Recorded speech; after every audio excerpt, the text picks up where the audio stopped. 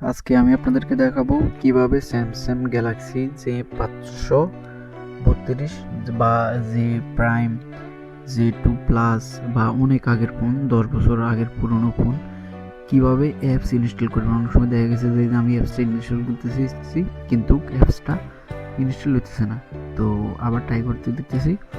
এই যে এখানে লেখার পর এখানে কি লেখা আছে, আমার ফোনের স্টোরেজ খালি নেই, টোটালি খালি নেই। তো এখন আমি কি করব, আমি সেটিংয়ে যাব। তো ভিডিওটি সম্পূর্ণ দেখুন, কাজে আসতে পারবে।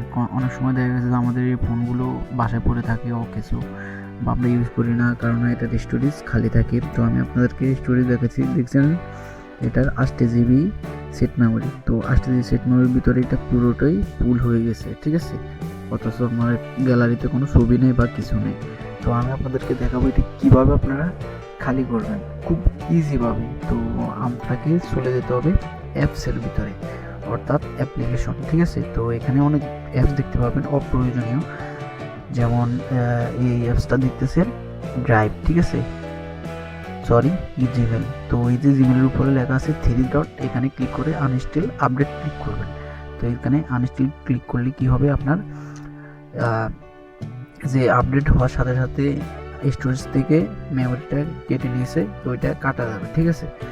অর্থাৎ এই অপ্রয়োজনীয় যদি আপনার কাছে অ্যাপস থাকে বা আপনার মনে হয় যে অ্যাপসটা আপনার প্রয়োজন নাই, দরকার নেই, তাহলে আপনি এটা অবশ্যই আনইনস্টল করে দেবেন। আর যদি এখানে লেখা থাকে আনইনস্টল নেই, তারপর আপনি কি করবেন, এই যে এখানে দিতে পারেন স্টোরেজ, এখানে গেলে ক্লিন ক্যাশ বা ক্লিন আপ করে দিবেন, ঠিক আছে। অনেক এমবি খালি হয়ে যাবে, 2 MB 3 MB এরকম করে, বা অনেক অ্যাপস দেখবেন 500 MB বা 600 MB, এগুলো আপনি আনইনস্টল করে দেবেন একটা একটা করে। তো আমি এই যে দেখতেছেন আমি এগুলো সব ক্লিন করে দিতেছি।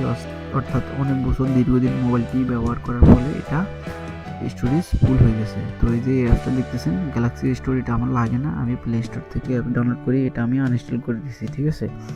তো এটা অনেক এমবি আমি সেভ হয়েছে আমার, ঠিক আছে। তো এভাবে দেখে দেখে আপনারা চাইলে ইজিলিভাবে করে দিতে পারেন। তো এখানে দেখতে পাইতেছেন গুগল প্লে সার্ভিস, এটা 1 জিবির উপরে। তো আমি এখন এটাকেই ক্লিন করে দেবো, অর্থাৎ এটা 1 জিবির উপরে খেয়ে নিয়েছে। তো আমি এটা ক্লিন ক্যাশ করে দেবো, অর্থাৎ এটার সব ফাইল বা ডিলেট অ্যাপসের সিস্টেমগুলো ডিলিট করে দেবো, অর্থাৎ এটা অনেক এমবি সেভ হয়ে গেছে, ঠিক আছে। তো যদি আপনি দেখে যদি আপনার সব অ্যাপস আপনি ক্লিন করে দেন, তাহলে আপনার অনেক এমবি সেভ হয়ে যাবে। তো আমি যেভাবে আপনাদেরকে দেখা দিয়েছি, যদি আপনারা এইভাবে করেন তাহলে আপনারা যে কোনো অ্যাপস ইনস্টল করতে পারবেন। অনেক সময় দেখা গেছে যে এই পুরোনো ফোনগুলোতে অ্যাপস ইনস্টল হয় না, যার কারণ প্রবলেমটা হচ্ছে যে সেট মেমোরি খালি থাকে না। তো অনেক অ্যাপস রয়েছে অপ্রয়োজনীয়, এগুলো দেখে দেখে যদি আপনি ডিলিট করে দেন, বা অনেক ফোন অ্যান্ড্রয়েড ফোন রয়েছে যেমন টেকনো, গুগল পিক্সেল, মানে অন্যান্য সব ফোনেই এই সিস্টেম, শুধু আইফোনে সিস্টেম নেই, ঠিক আছে। তো আপনি চাইলে এই সিস্টেমতে যদি করেন তাহলে আপনার অনেক এমবি সেভ হবে, ঠিক আছে। আপনার যদি এরকম কয়দিন পর পর যদি এগুলো করেন, কি হবে, আপনার ফোনে স্পিড থাকবে বা গরম হবে না, হিটিং ইস্যু এগুলো আসবে না, ঠিক আছে। তো আমার ভিডিওটি দেখে অনেকে বলবে যে আপনারা এগুলো কিভাবে জানেন বা আপনারা এগুলো কিভাবে বলতে পারেন।